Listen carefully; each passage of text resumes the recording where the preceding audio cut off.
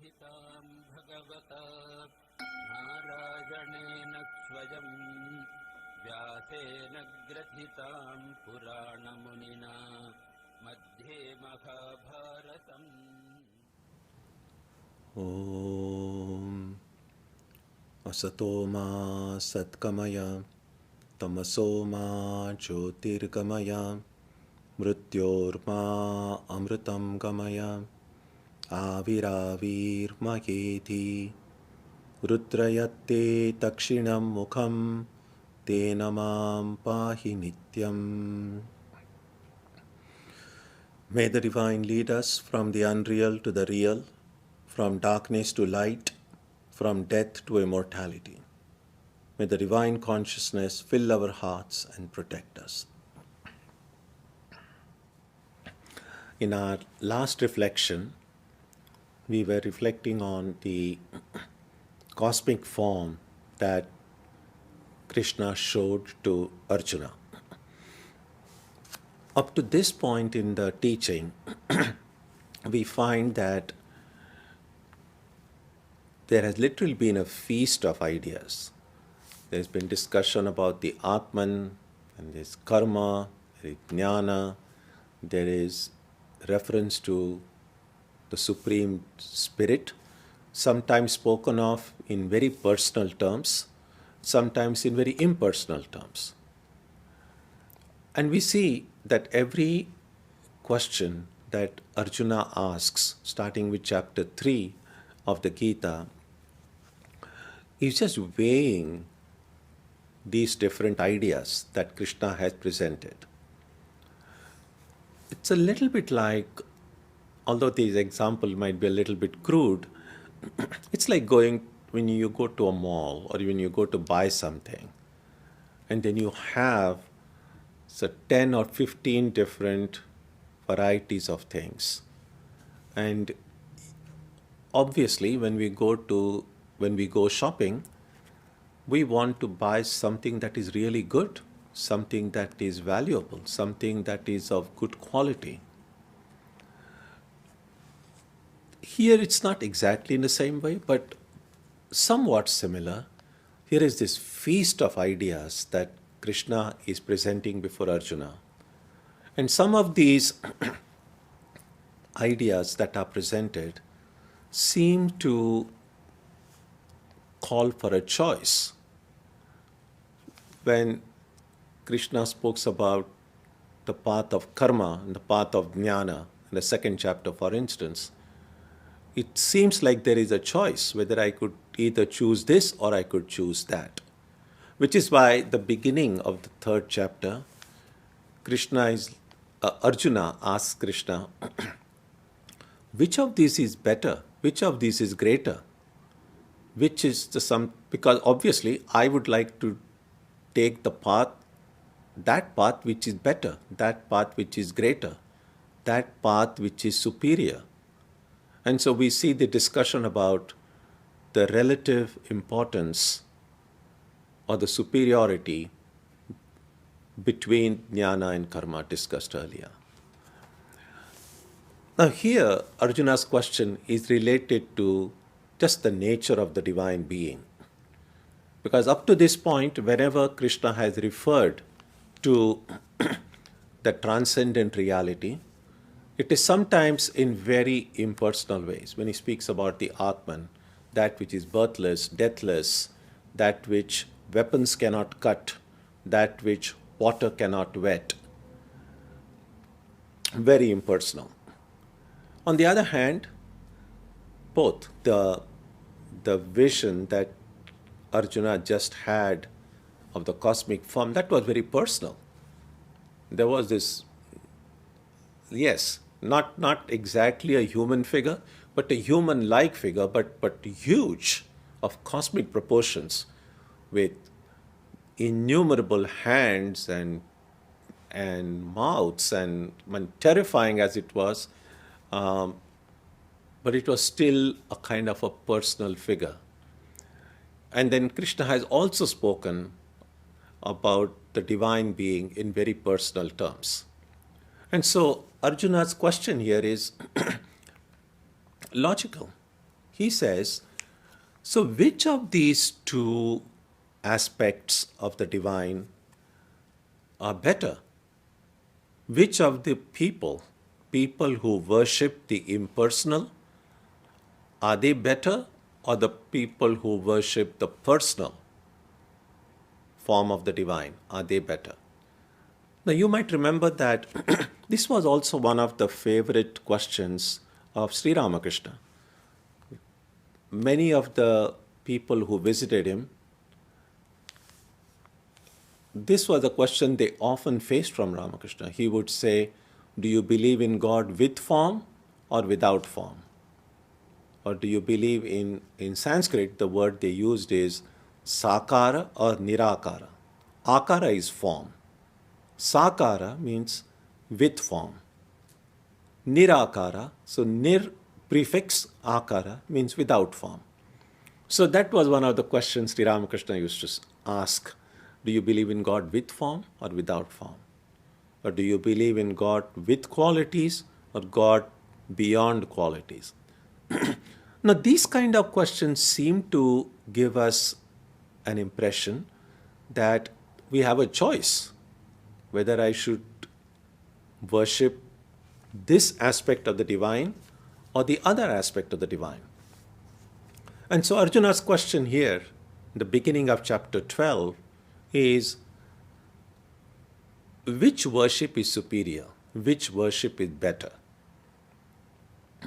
When we speak about worship, we usually, the idea is it is associated with bhakti. That is why chapter 12 is called Bhakti Yoga. Now, although every chapter of the Gita is called some yoga or the other, by and large, all spiritual practices, Swami Vivekananda categorized into 4 categories. And Bhakti Yoga is one of those 4 categories. These categories are not based so much on the different practices involved, but which function of the mind is involved in those practices.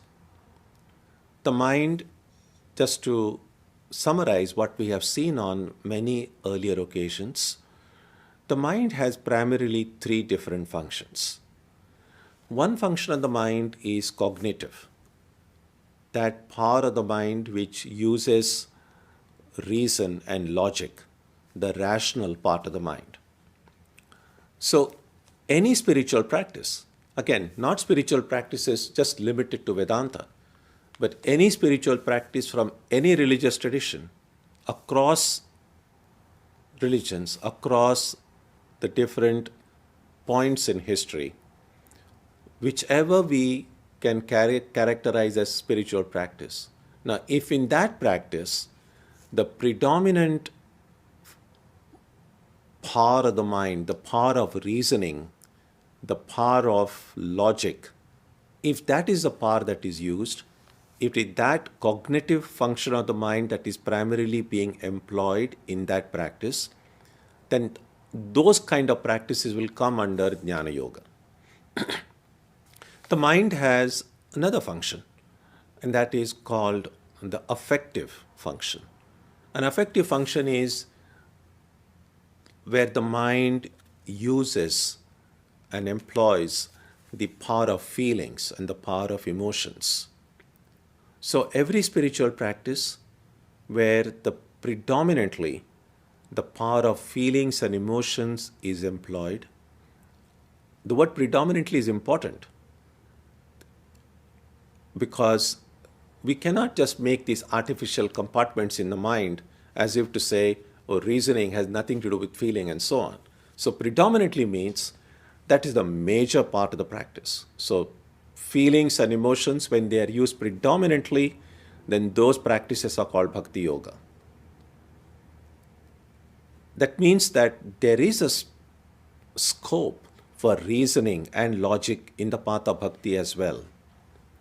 There is a scope for the power of the will as well. but they may not be predominant the way the power of emotions is. And the third function of the mind is the power of the willpower. Now, when that willpower is used in the external world through the work that we do, then all those practices are called karma yoga. And when the same power of the will is employed in the internal world to harness the power of the mind internally, then those practices come under Raj Yoga. And that's how all spiritual practices, it is easy to classify them under one of these four yogas. So Bhakti Yoga are practices which predominantly employ the power of feelings and emotions. So Arjuna's question here is, where should these feelings and emotions be directed? Should I direct them toward an ideal which is very personal, sakara and saguna, that which is form, that which has qualities, toward a divine being who we see as loving, kind, all the personal attributes that are often employed to God? Or should my power of feelings and emotion be directed toward this impersonal ideal, where we don't so much speak about love and kindness and so on, we just speak about an impersonal ideal that is birthless and deathless and so on. So that is the question. And which of these is superior? And in the second verse, let me read that verse. Shri Bhagavan Uvacha Mayaveshya Mano Yemam Nitya Yukta Upasate Shraddhaya Parayo Petaha Teme Yuktatama Mataha. So Krishna's answer is very clear. He said that those who worship me in the personal form, they are better. Now it might seem as if it's a very straightforward, unambiguous answer, but not so much. Because if you then look at verses 3 and 4, he's saying, but those who worship this impersonal aspect, they too will come to me. So, both, in other words, what he's saying is, no matter which aspect of the divine you worship, no matter which spiritual ideal you are drawn to, personal or impersonal, ultimately you're going to come to the same one reality. Because the reality is not different. There is not one personal God and a different impersonal God. They are just two readings, two perceptions, two views of the one reality. To some, that same reality might come or appear in very personal terms. To others, the same reality will appear in very impersonal terms. So no matter what you hold on to, since the reality is one, we are all ultimately going toward the same reality.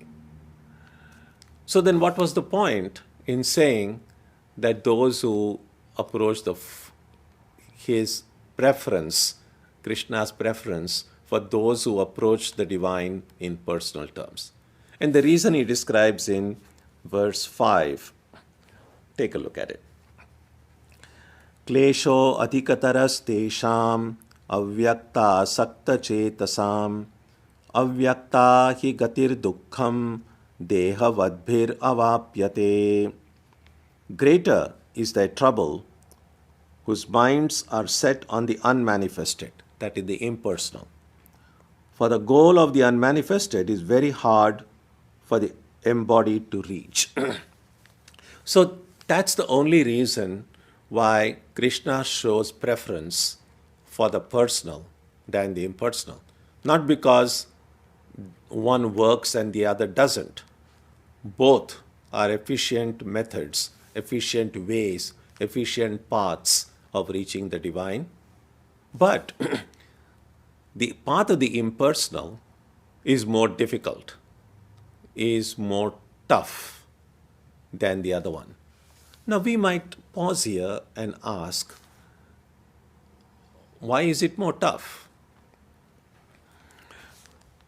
In popular readings of spiritual texts, people sometimes come away with the impression that the impersonal, that which is beyond form, beyond qualities, is somehow superior than that which is personal. Because the personal kind of seems as if it is limited by name, limited by form, while the others seem unlimited.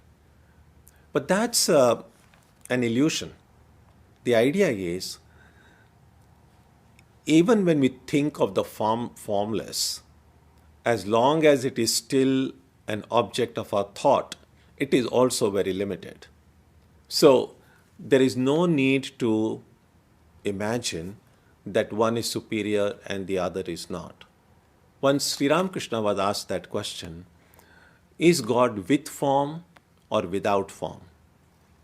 And that was also the question Sri Ramakrishna used to ask the devotees who came to him.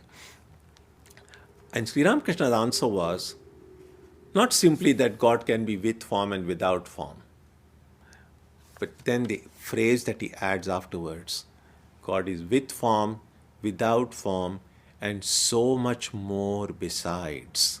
That's the important phrase. That is, we should not think that we encompass the totality of divine being in just categorizing them with form or without form. The idea is, as long as the notion or the idea of form remains in the mind, the idea of formless also remains. This is all thinking of the mind is occurring in this polarized existence. So if I think of the form is understood only in contrast with the formless. And I think of the formless is understood only as distinguished from form.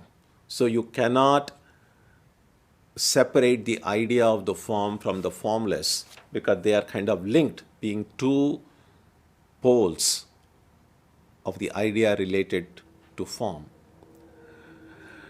The reality itself is not just beyond form and beyond the formless, but even beyond the idea of the form, beyond the idea of the formless, and beyond the distinction between the two. And so that is what Sri Ramakrishna meant when he said that God is with form, without form, and so much more besides. Now, why should worshipping God or meditating on God without form, why should it be more difficult? And the reason is,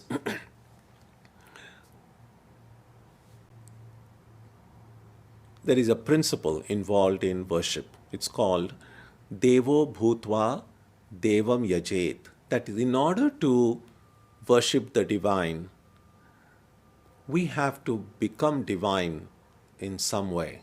Only then is that communication with the divine possible. And that is why whenever any ritualistic worship is done, the first part of the worship, even before the main worship of the deity begins, the first part is really several small rituals involving divinizing everything around us. So first of all, and if you look at the worship manuals, it just goes with different shuddhis. Pushpa Shuddhi, Mantra Shuddhi, let me just kind of give you a brief idea about how it all works. So, first of all, they do what they call an achmana. Achmana is you take some water, Ganges water, sip it, utter some mantras. The idea is that If I'm going, while doing worship, I'm going to utter all these sacred mantras, then the tongue and the mouth from which these mantras are going to be uttered, they must be purified. So it's a purification process. Purification, washing of hands. Before the bath, the worshipper is expected to take a shower, wear washed clothes. Then ritually, the area where the worship is being done, that whole area is divinized, is purified. There are different mantras to do that. Then the flowers that are being offered, those flowers are purified. All the puja vessels that are used for worship, they are purified. Everything connected with the worship is purified. And then only the puja can begin. The idea is, since we are the object of our worship, the divine being is embodiment of purity, everything, as much as it is possible for us humanly to do, we must try to purify everything connected with that worship, including the worshipper. Since we are going to worship the divine, everything connected with the worship must be divinized as well. Only then the actual worship begins. That is why Devo Bhutva, becoming divine, or becoming sacred, Devam Yajed. You can worship the sacred, worship the divine, worship the holy.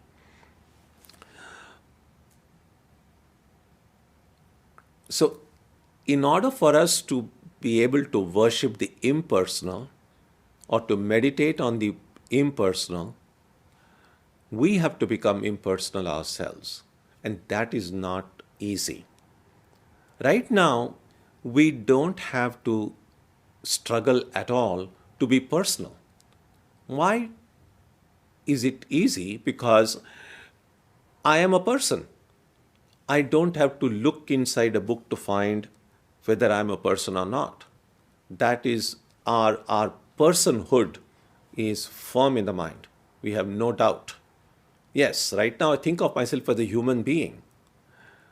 But there is this being, and this being has a form, has qualities. So I understand the language of form. I understand the language of qualities.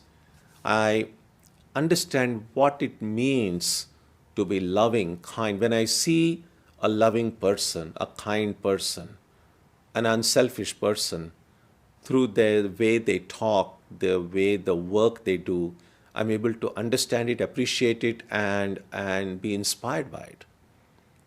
Now, because the form, the personhood, the qualities are something I'm familiar with, I'm dealing with these in my daily life.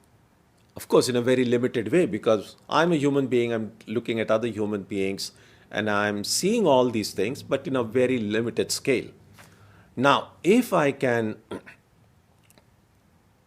project these limited entities that I'm already familiar with, it is easier then for me to think of the divine in some form. Because forms is a language that I understand. Now that form can be anthropomorphic or non-anthropomorphic. That form can be a human form, as many of the deities tend to be, or it could be a symbol. So the two words in Sanskrit are called pratika for a symbol, for a non-anthropomorphic form, or a pratima means a anthropomorphic form, a form that we can recognize from our human term, in the human terms. So our mind understands the language of form, and therefore it is easier to think of the divine in some form. Our mind understands the language of attributes or qualities, and therefore it is easier for us to think or visualize or adore God as a loving being. Otherwise, God as a loving being would have been a totally foreign concept if we had not had some experience of love in our life.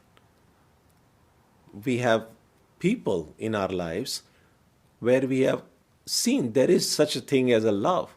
We know what a loving person means. Now, if I can see that what little, maybe the love that we might get from a human being may still be very limited, but at least I know what it means to be a loving being. Now, if I can multiply that 1,000,000,000 times, that God is this infinite being, my mind thinks of that God in some form and filled with love. Gazillion times more than the love I have seen in my daily life. I have some idea of purity because I've seen it in the people around me. Now, if I can multiply that a gazillion times and saying God is like infinitely more pure than that. So all of these very auspicious qualities, as we call them, or qualities that we adore, qualities that we know are worthy of cultivating in our own lives. All of those good qualities we see fill the God, the divine being filled with those qualities.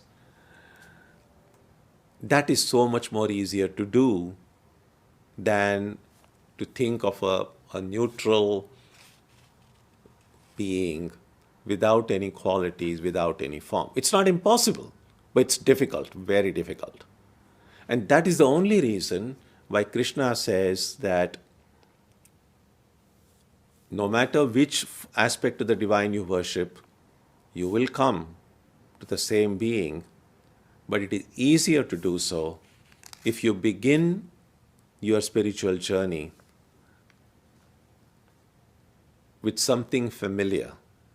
Because the journey is often from what is familiar to what is not so familiar. It's like this, when we start traveling to a place we have never been to before.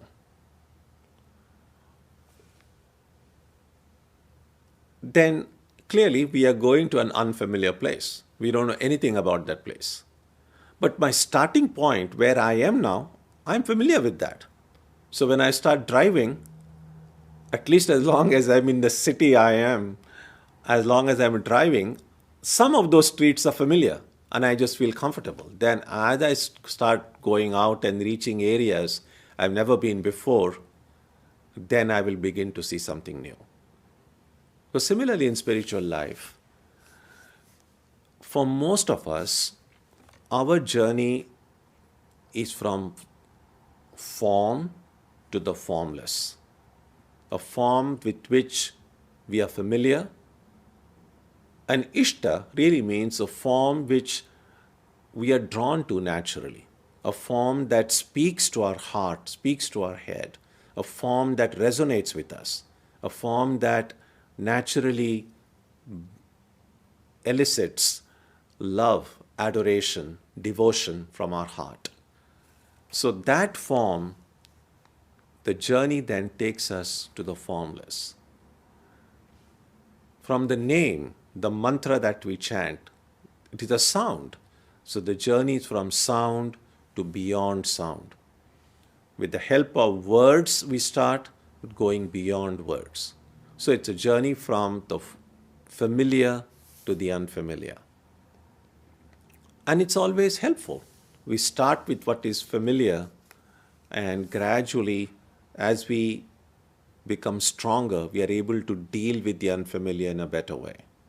So that's the only reason. So the first part of chapter 12 is really this discussion about which kind of a ideal should I strive for. And Krishna's answer is, choose an ideal that comes naturally to you. Now, one important point is this. We might think that I am choosing the ideal, which probably may not be the correct way of thinking. what we will discover, if not immediately, sometime or other in our life, that even though in the beginning we might think that I have made the choice, devotees realize that it's actually the ideal that chose them.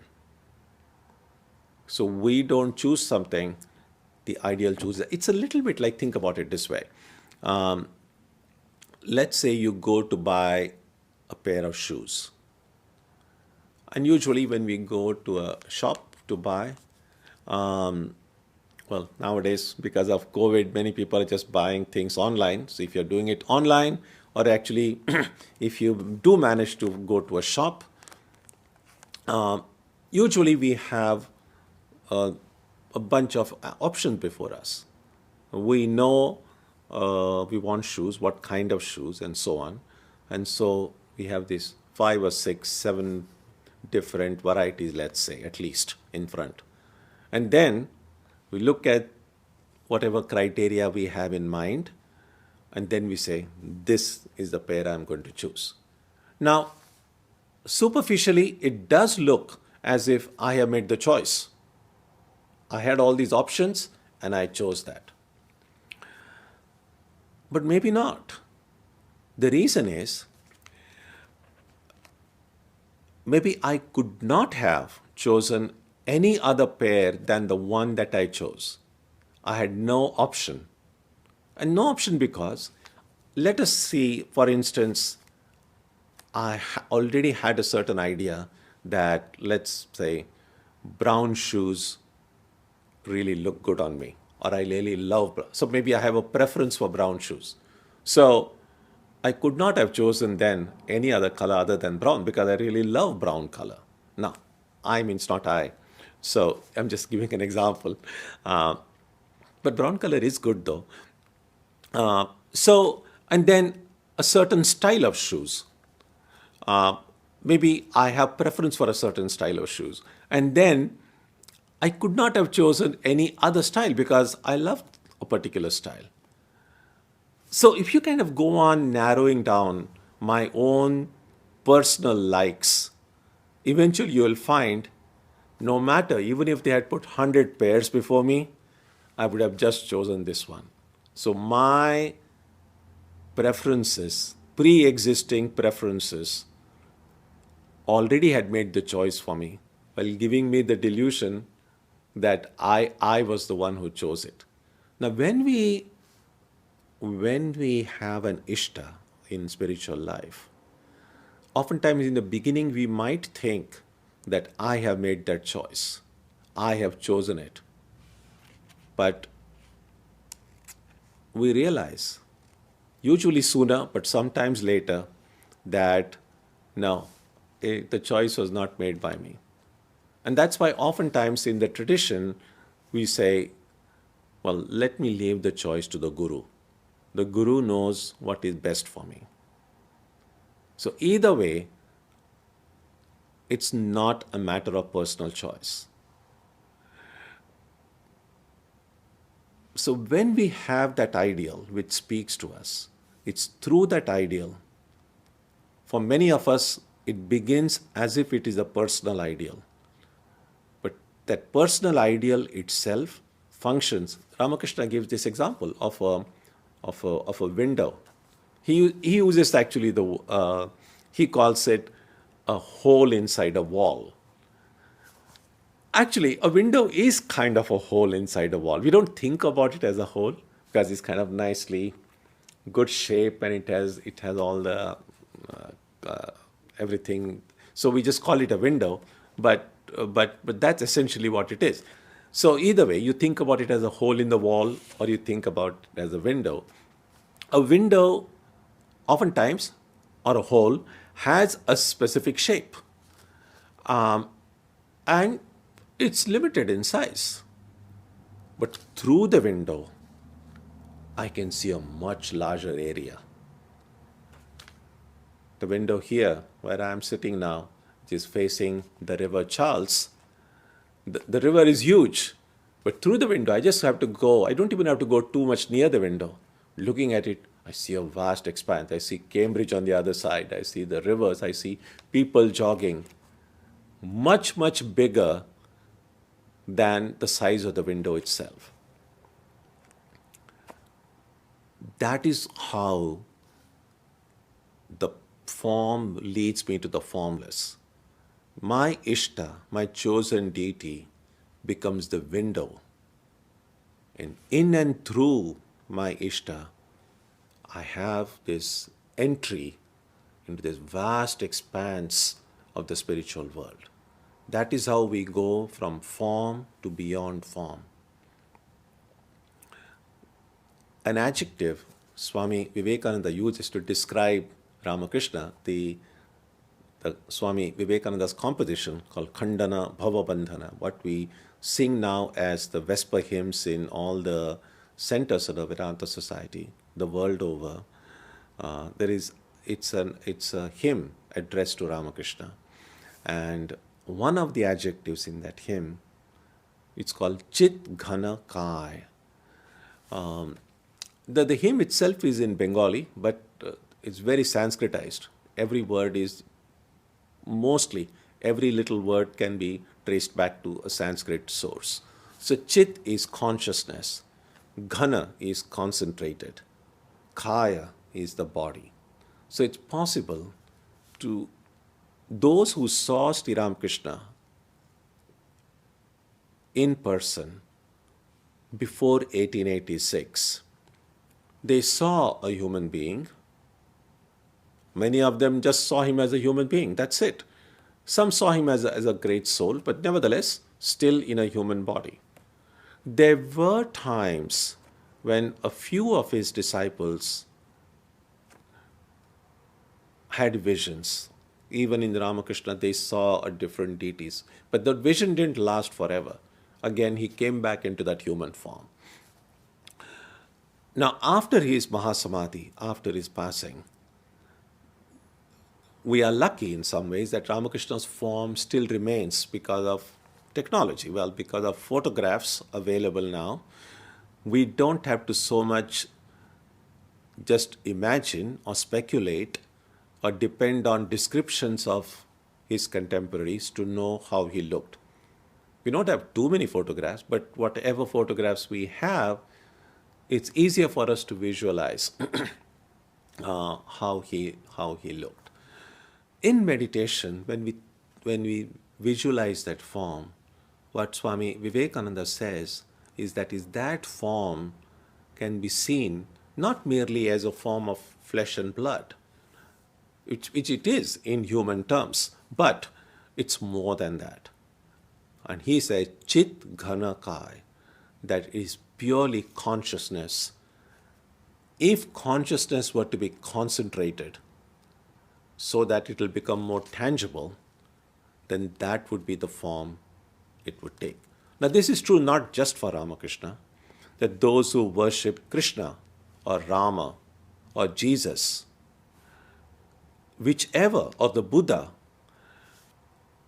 whichever, or Ganesha or Shiva or Vishnu or Durga or Kali, any of these deities, it's possible to see them in human terms, but it is also possible to see all of these divine forms as consciousness which has been tightly packed inside that adorable form. And we know that the form itself is very fragile. Once our mind gets concentrated and we have this kind of a connection established, and this happens in deep meditation, then we see very quickly that form begins to melt away. And then we see, that's what I meant by through the window, you get to an expansive view of what is beyond that. You might also remember Ramakrishna's example of how water when it freezes will become into ice. Now, ice has a certain form. Whether there are ice cubes or whatever the container the water gets frozen in, that ice will take the form of that container. But water itself, when ice melts, if the water is simply flowing, it's just flowing.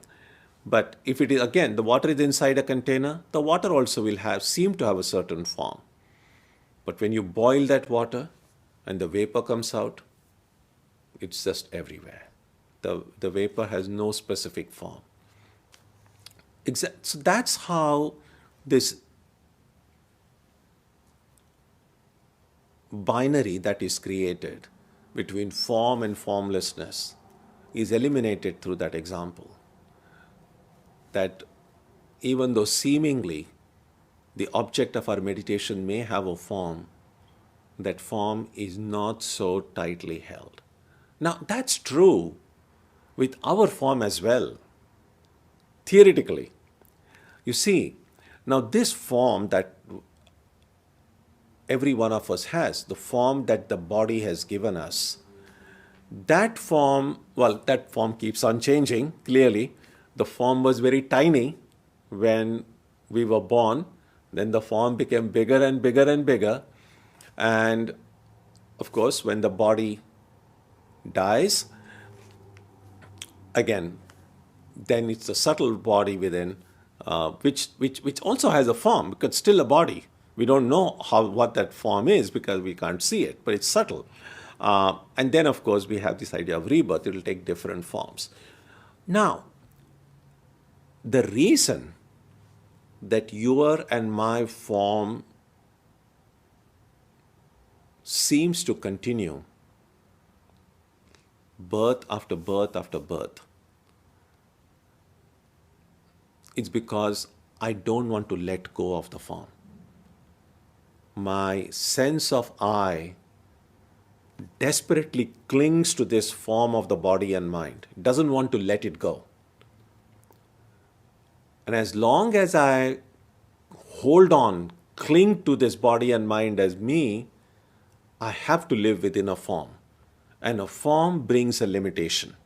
I have to live within the limitations of the form that I have. Now, if this clinging, this I, holding on to the body and mind, become weaker and weaker, the more my I says, I'm not this, I don't want to identify with these limited things, then this will begin to also melt the way a divine form melts into this infinite consciousness. Because that same consciousness is within me too. The Atman is nothing but consciousness. But that consciousness seems covered now by the body, mind, intellect, because my ego, my I, doesn't want to let go of the form. Now, in the case of the divine being, in the case of my Ishta, that I is totally absent. That's gone.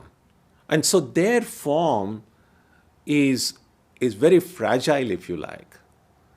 It's there, and that's why a bhakta, a devotee says, God has kept that form for my sake, for my benefit.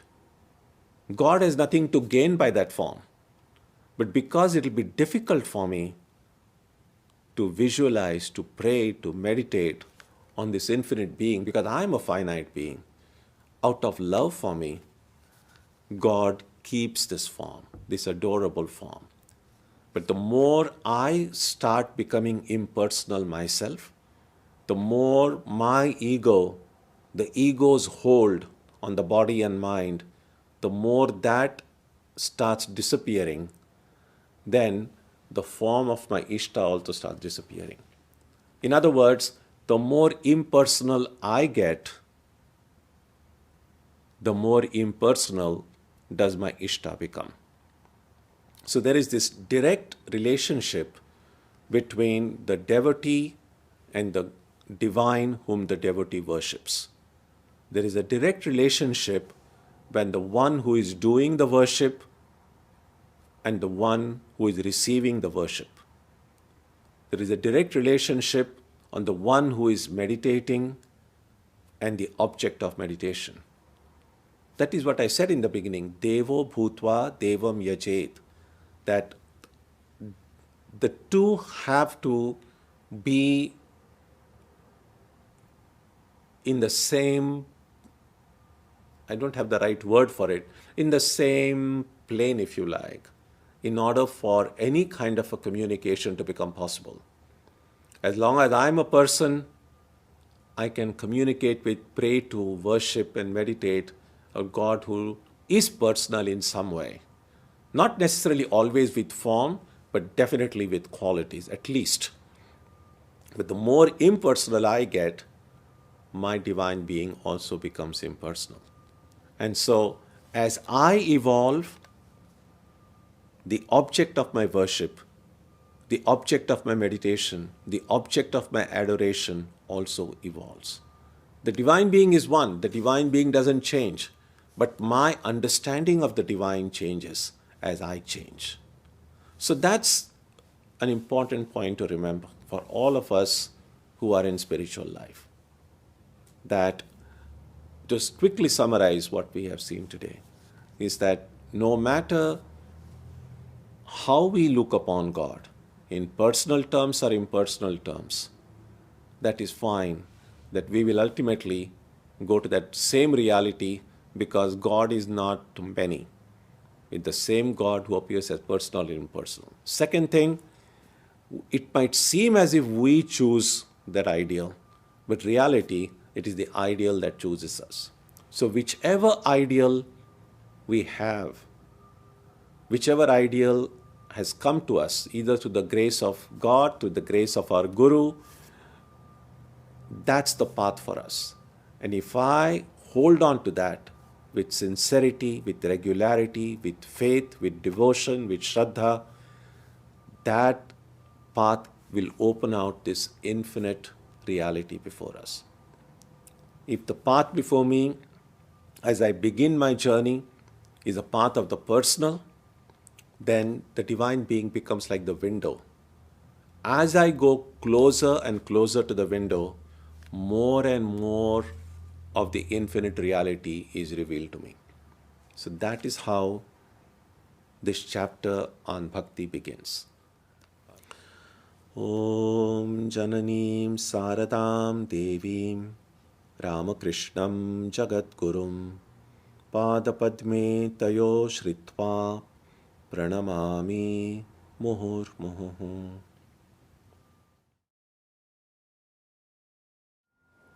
Let's take a look at the questions.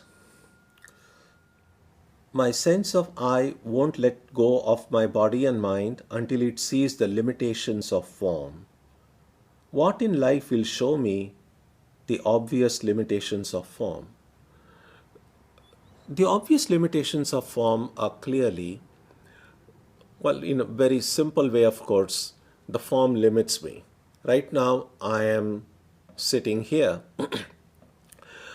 If I want to now go someplace else, I'll have to get up and go and walk, or take the train, or take a car. So I cannot be in any place I want at the moment I want it. For instance, right now, if someone says, I would like to visit India, and then say, no, you can't, there is COVID restrictions. You have to buy a ticket. Tickets may not be available. There may be fewer flights. You may have to have a COVID test. Now, if you didn't have a form, you could be wherever you want to be. I mean, it's like the mind. The mind doesn't have the kind of form the body has. So my mind can go to India right now without any COVID restrictions. But the form of the body limits me here. That's one of the several examples we can think of. But the other thing is, the presence of the form, although we are never without form until we become enlightened, but the form is also changeable. Form involves change. And so, if I have this form of the body itself is going to be destroyed. That's what death means. That's a limitation. I would like now for this form to remain for the next 1,000 years. It doesn't, it can't. And so these are some of the obvious limitations that come to mind immediately. But if we think about it more, we will see. When I look at the birds, I would like to fly, but this form as a human being, I cannot fly. The bird, the form of the bird can fly, but the bird says, I would like to go and study the Gita. Well, at least the bird is not going to be able to study the Gita with the way you and I are doing, unless they have their own Gita satsang going on the trees somewhere, which is possible, but we have no way of knowing that. Referring to the purchase of shoes, that we are not making the choice ourselves, how does this affect the concept of free will? That's a big subject. Sri Ramakrishna gives the example of a cow which is tied to a pole. So it's tied with a rope to a pole. And the rope maybe 10 feet long. So the cow does have some freedom. The cow can walk around a 10-foot radius, because as far as the rope will allow that cow to go. But that freedom is limited. It's not like the cow cannot go anywhere because the cow is still tied. So our free will is a little bit like that. So our freedom, we do have freedom, but it's a limited freedom. And it's tied up with the earlier question. For instance, I have a freedom to go wherever I want, but that freedom is limited by the limitations of the form. I don't have freedom to fly. The force of gravity will not allow me to fly. So free will is, in some sense, from philosophically, free will is a misnomer. Because will, as a function of the mind, the moment you have come to the level of the mind, already some bondage itself has come in. And so will is therefore never free in the ultimate sense. But yes, in a day-to-day activities, the will does give us an illusion of freedom. And that freedom is essential, because if that idea of freedom were not there, we wouldn't take any responsibility for our actions. And that's often the questions we find people asking. If everything happens through God's will, then I'm not responsible for what I do. And because God probably wants us to be responsible for our actions, we have this feeling that I have some freedom, that I made the choice that I did out of freedom, and therefore I'm responsible for the choices I make in life. And so that's the kind of a world in which we live. There is the idea of freedom. If you look at it from one's angle, you look at it from a different angle, we say, no, we are just bound. If we look at it from one angle, we feel, yes, I'm able to do what I want. If you look at it from a different angle, it looks like now everything happens through God's will. Only what God wants will happen. Now, you put these two things together, they don't seem logical at all. They just seem, in fact, contradictory. But that's the kind of world in which we live. We will never have definitive answers, because it is just filled with contradictions. And these contradictions in life are a part of Maya. This is what Maya is. Maya itself, the Vedanta texts say, you cannot say Maya exists, you cannot say it doesn't exist. So therefore they say Maya is, the Sanskrit word is anirvachaniya, inexpressible. It's not existence, it is not non-existence. The more we start looking at our human situation, we will be amazed to see how it's just filled with contradictions.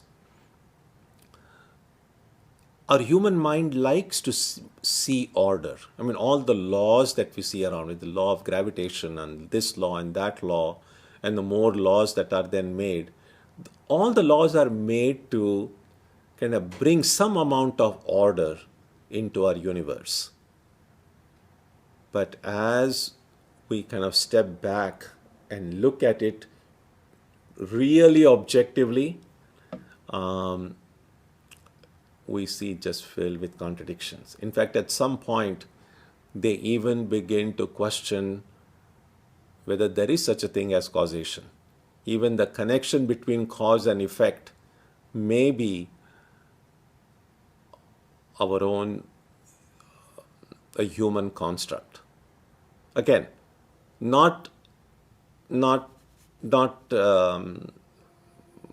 clear right away. Superficially, we just see that everything is very ordered, and that was, I think, to some extent, we'll see that the classical physics of Newton, which was like very ordered, everything happened like with clockwork precision, and then we come to the quantum mechanics, quantum physics, and the principle of uncertainty, and then that perfect order somehow seems to be not so orderly at all. We see that there is this chaos in the world, and there is in fact a chaos theory. I don't know what it is. Seems it's pretty complicated, but at least from a non-specialist point of view, that they use the word chaos to describe it shows that there is probably not so much the kind of order that Newton's physics presented before us. So these are big subjects, but I think worth reflecting on. Next, our choice of spiritual practice is based on our mental tendencies, which we are born with. Is that what is meant by we don't choose, but the form chooses us? Yes, that could be one way of looking at it, certainly.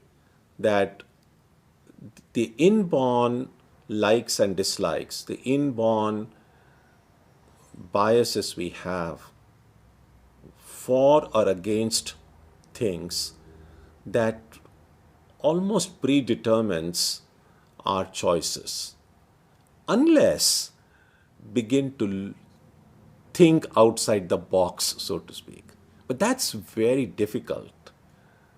But it's not impossible. Again, it's possible to do it, to make a choice which is completely apparently uncharacteristic of ourselves. But that very rarely happens. In fact, the Zen practice, one of the schools of Zen, is really, when they speak about the koan, is to find an answer to a question. And the question itself is often very simple. But the trick is to find an irrational answer to that question. And that's tough. You see, whenever a question is asked, we naturally start thinking about it logically. Most of us. Because that's the way the mind is programmed to think. Now, to think illogically is more difficult than to think logically. If you are asked to write a sentence in English, for instance, most of us would be able to do it effortlessly. But if we are told now to write a sentence with every word must be wrongly spelt, that will take longer time to write the sentence than to write, unless your spelling itself is bad. That's different. But if your spellings are good, then if someone tells you write a paragraph with every word misspelled, it'll take longer time to do that. And so, yes. So to answer your question, yes, it is the pre-existing likes and dislikes within which most of us live and most of us decide and make choices in our life. That is what chooses things for us. Next, so the mantra given to us by the Guru is how the name of our Ishta has been given or chosen for us. Yes, that is what is seen in the tradition, that when a Guru chooses a mantra or a Ishta for us, that choice has come through the Guru, but through the will of God, through the grace of our Ishta. And so that is why, that's another way of seeing how it's the choice that is not really made by us. It's sometimes some people have noticed in their lives that when they received an Ishta or a mantra from the Guru, immediately not everyone was able to feel that sense of connection or feel that, oh, that was my Ishta. But once they started the practice, they discovered that that was exactly how it is. So sometimes we might have a certain choice ourselves, but that may not be our Ishta. So that's why it's often left to the Guru to decide what's best for the disciple. Next, when Swami Vivekananda classifies the yogas in terms of the faculties of the mind, where does spiritual intuition, dhi, fit? Intuition, dhi, is necessary for no matter what spiritual practice we use, no matter what yoga becomes our primary practice, dhi is essential for anything. So one of the first lessons that the student was given in Vedic times was the teaching of Gayatri and the repetition of the Gayatri mantra. Because irrespective of the specific spiritual practice that we might get from our Guru, dhi is essential for all of them. Dhi is just the clarity of the mind, because only when the mind becomes clear, it is able to pursue the spiritual path. So dhi is common to all. Typing Om Namo Bhagavate Vasudevaya into a notepad on my computer, isn't that equivalent to chanting? Well, mantra japa is of many different kinds. Usually when people say japa, it is repeating God's name either audibly or in the mind. But there is also a practice of what they say likhita japa, a japa repeating the mantra or God's name in writing, either in longhand, writing with pen and paper. But nowadays, of course, we have computers and we could do that on a computer as well. Except if you're doing it on a computer, copy and paste will not work. Then that would not be equivalent to chanting, because that's too easy. But if I am actually typing it out, the mantra, and while I'm typing it out, if I'm remembering the divine, if I'm doing it as an act of worship, then yes, that can be considered as chanting or considered as japa. Next. So meditation on objects like the ocean or the sky are similar in that they are familiar form of an abstract impersonal. Yes, but it's good to remember that when I say personal or impersonal, it's good to recognize that even when we meditate on the ocean or the ocean or the sky does have a form. Something does come before my mind when I think of the ocean. The something does come before my mind when I think of the sky.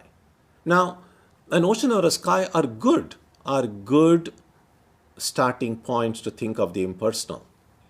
But it's good to recognize that the sky or the ocean are not infinite. They are not really impersonal. They do have a certain form because they do evoke an image before my mind. As long as there is an image before my mind, a familiar image, it is still a personal image. Now, yes, it is not exactly an anthropomorphic, a human figure, but an image nonetheless. Now, if I can, while I look at the ocean, I look at the sky, if I can not think of the ocean, not think of the sky, but just think of infinity, or if I can immerse my mind in the transcendent aspect, then meditating on the ocean or a sky might help. But as Krishna describes in the beginning of the chapter, or 12th chapter, thinking of the ocean or visualizing the ocean and not thinking of the ocean, or visualizing a sky and not thinking of the sky, that's difficult.